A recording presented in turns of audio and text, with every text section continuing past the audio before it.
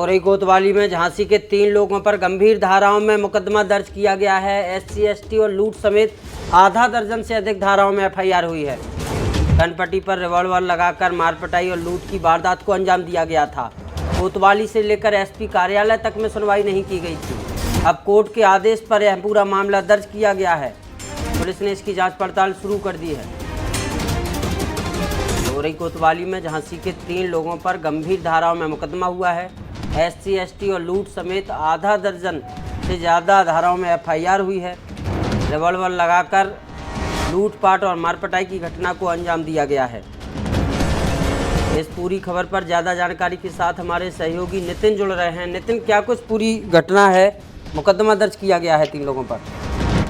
आशुतोष, बता दूं कि जैसा कि ये मामला है अगस्त माह का है और 4 माह बाद इस मामले में एक मुकदमा पंजीकृत किया गया है, जिसमें 3 नामजद और 4 से 5 अज्ञात लोगों के विरुद्ध मामला दर्ज किया गया है। कोर्ट का आदेश था। कोर्ट के आदेश के बाद यह मामला औरई कोतवाली में पंजीकृत किया गया है। और इस प्रकरण के विषय में बता दूं कि जो पीड़ित है हेमेंद्र कुमार शाक्य, झांसी जनपद के प्रतापपुरा प्रेमनगर इलाके का रहने वाला है, जिसने झांसी के ही 3 लोगों पर आरोप लगाया है कि जिसका आरोप है कि एक आनंद साहू, मुकेश वर्मा और आकाश वर्मा, इन लोगों ने इसके साथ मारपीट की है। जैसा कि हेमेंद्र कुमार का आरोप है कि यह झांसी जनपद के ही अनिल पाठक के यहाँ ड्राइवर के तौर पर काम करता था और जो आनंद साहू है इस पर दबाव बना रहे थे कि वहाँ पे काम छोड़ के इनके यहाँ काम करने लगे। और पीड़ित हेमेंद्र कुमार का आरोप है कि जो आनंद और उसके सहयोगी हैं ये दबंग किस्म के व्यक्ति हैं और इनके खिलाफ कोई आवाज उठाने वाला नहीं है, जिसको लेकर ये उस पर लगातार दबाव बना रहे थे।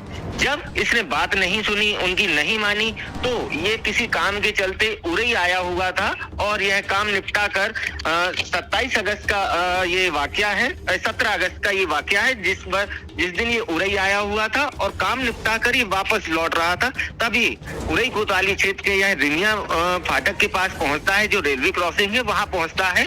आरोप है कि उसी समय आनंद साहू, मुकेश वर्मा, आकाश वर्मा अपने 4-5 अज्ञात साथियों के साथ वहां पहुंचते हैं और इसके साथ मारपीट करते हैं। सिर्फ मारपीट ही नहीं, लूटपाट की वारदात को भी अंजाम देते हैं। जिसके बाद इसने मामले की शिकायत उरई कोतवाली को पहुंचकर की थी उसी दिन, लेकिन कोई सुनवाई नहीं हुई। इसके बाद हेमंत का आरोप है कि इसने बाकायदा एक रजिस्ट्री पुलिस अधीक्षक को भी यहाँ पर दी थी, लेकिन मामले में कोई सुनवाई नहीं हुई। जिसके बाद यह कोर्ट पहुंचा और कोर्ट की शरण ली। जब कोर्ट ने आदेश जारी किया, इसके बाद उरई कोतवाली में ये मुकदमा पंजीकृत किया गया है। तो नितिन, इस पूरे मामले में लूट, डकैती, एससी, एसटी समेत कई गंभीर धाराएं जोड़ी गई हैं। अब कोर्ट के आदेश पर ये पूरा मामला पंजीकृत किया गया है।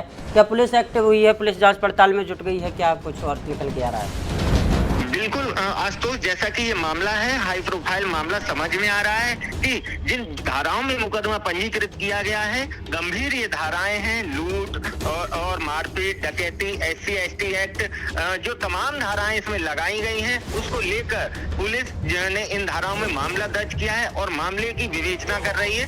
जैसा कि कोर्ट का आदेश मिला पुलिस को, उसके बाद ये मामला दर्ज किया गया। तो निश्चित तौर पर देखा जाए तो इस मामले की पुलिस गहनता से तफ्तीश करेगी, जिसके बाद जो आरोपी हैं उनकी गिरफ्तारी के लिए दबिश भी देगी। बहुत बहुत शुक्रिया नितिन, तमाम जानकारी देने के लिए। तो ये पूरा मामला है औरई में झांसी के 3 नामजद समेत कई लोगों पर एफआईआर दर्ज हुई है। लूट, डकैती, मारपीट समेत कई धाराओं में एफआईआर पंजीकृत की गई है औरई कोतवाली में। और जिन लोगों पर एफआईआर दर्ज की गई है वो प्रॉपर्टी डीलर बताए जा रहे हैं। तो झांसी के प्रॉपर्टी डीलर्स पर औरई कोतवाली में ये मामला, गंभीर मामला पंजीकृत किया गया है।